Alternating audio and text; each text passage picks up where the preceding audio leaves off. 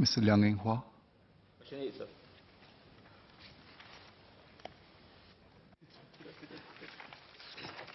Mr. Speaker, it's me again.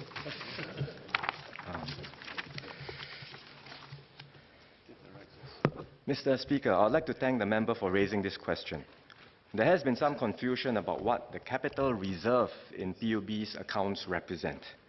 Mr. Pritam Singh referred to it in his speech during the debate on the President's address, and I note that the Workers' Party subsequently posted a video clip on its Facebook page questioning why the water price increases were necessary when the PUB's capital reserve has increased from $3 billion to $5.3 billion over the last decade. Mr. Speaker, the Workers' Party and Mr. Singh have interpreted the PUB's capital reserve as a hoard of cash surplus that the government is keeping in PUB's accounts. But this is completely inaccurate and demonstrates a basic misunderstanding of accounting fundamentals. The capital reserve does not represent surplus funds that PUB has at its disposal. Rather, most of the funds are already invested in PUB's property, plant, and equipment. In accounting terms, they say PPE. And that includes the upgrading of waterworks, water reclamation plant expansions, and investments in water treatment processes. These are important investments to ensure a secure and sustainable water supply for Singapore.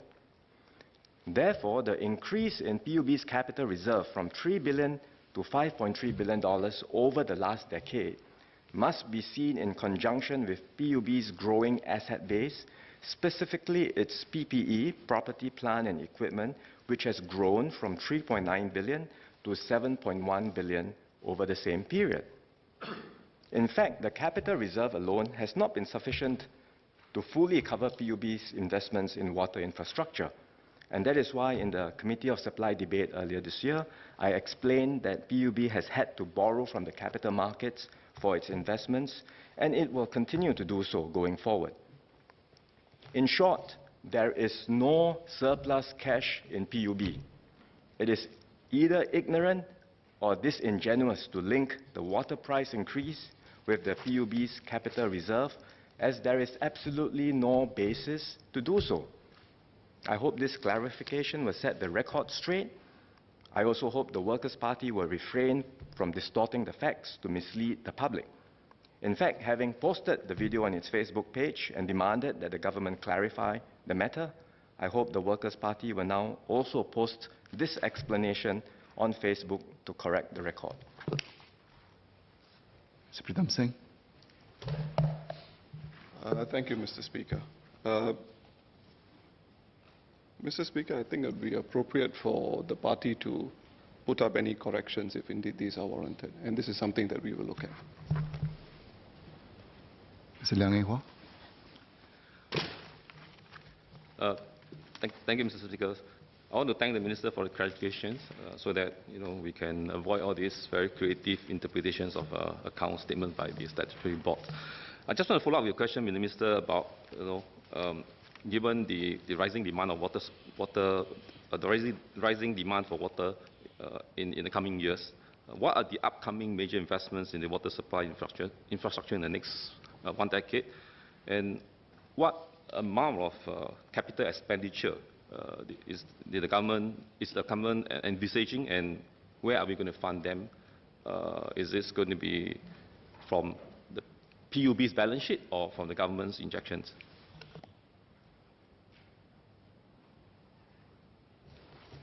Mr. Speaker, sir, for the period from fiscal year 2017 to 2021, PUB will be investing another $4 billion worth of infrastructure in the water domain. In fact, I mentioned this figure during the Committee of Supply debate as well. These are investments for the development of the new Tuas Water Reclamation Plant, the renewal of Chestnut Avenue and Choa Chu Kang Waterworks and other pipeline projects.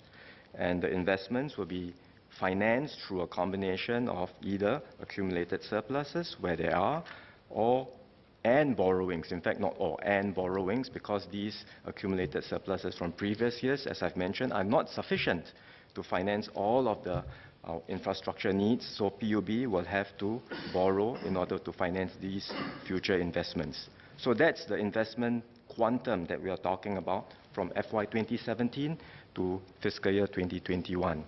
Going beyond that, there are also other major projects that are in the pipeline, including, for example, Phase 2 of the Deep Tunnel Sewage System, as well as the redevelopment of Kranji Water Reclamation Plant and the expansion of Changi Water Reclamation Plant.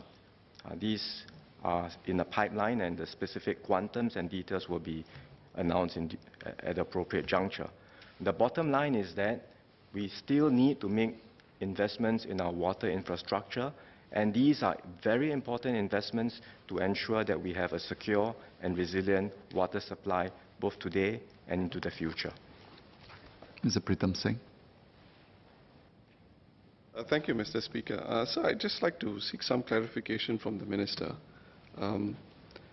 The PUB annual report for 2017 doesn't refer to notes on capital reserve like the annual report of 2016 did. So let me just read out that short note that appears in the 2016 report but not the 2017 report. And on capital reserve it says, it's just a short paragraph, Section 14 of the Public Utilities Act 2002 requires the board to finance a reasonable proportion of its capital expenditure from internal sources. The capital reserve has been utilized to account for the yearly transfer of the retained earnings to finance the board's property, plant and equipment, just like the Minister mentioned.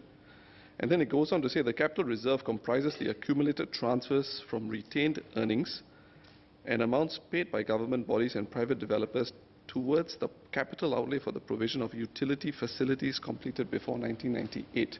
Can the Minister please share some information on the last aspect of this note?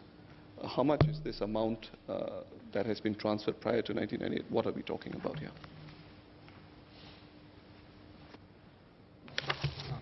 Mr. Speaker, sir, I think if you were to look at the figures, specifically if you were to look at the capital reserves in PUB's books, indeed they have grown from $3 billion to $5.3 billion over the years. And as the footnote explains, these are accumulated surpluses over the years that PUB has been able to earn. But none of these surpluses are left in cash.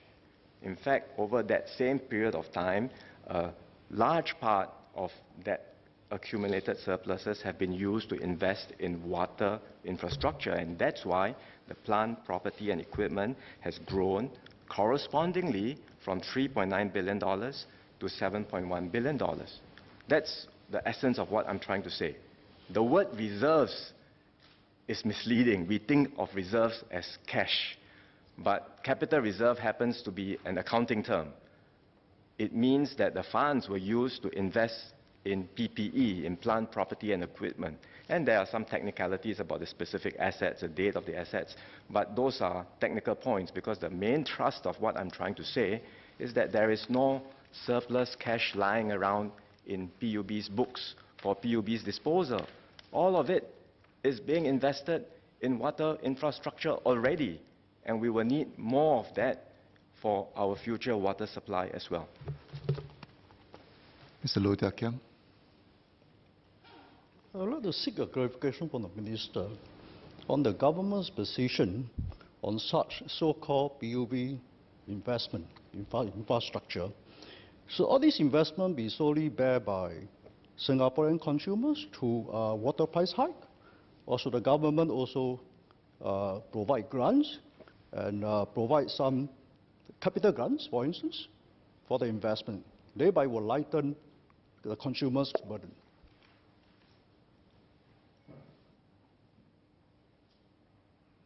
Mr. Speaker, in fact, we do a combination of both.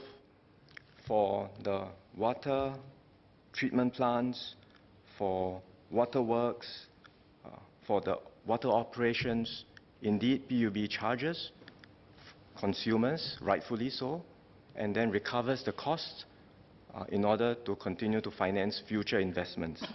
But there is another part of infrastructure which is not charged directly to consumers, and that's our drainage systems, our sewage systems, which are an essential part of our water system. And that PUB continues to receive government grants. in order to finance that part of the water system. So when you look at the water system today, there is a component which is charged out to consumers. PUB recovers the cost, the revenues, and then uses that to finance its part of the water system. But there's also a significant part of the water system which is already financed by the government through the taxpayers. Mr. Low, I would like to ask the Minister, what is the water bond fee for that you charge? I thought it's for infrastructure. It was increased significantly, I think, a few years ago, if I remember correctly. Mr. Speaker, as the water operations is charged out through water tariffs, through water bond fee, and so that indeed covers the operating cost of operating the water system. But there are significant amounts of drainage assets and sewage assets as part of our water system, which the government continues to fund through grants to PUB. And in fact, these details are in PUB's accounts. You can see very clearly what is the amount that is charged out to consumers and is taken in as revenue on PUB's books, and the amount that is taken as grants from the government. we may need a new video series on how to be an accountant.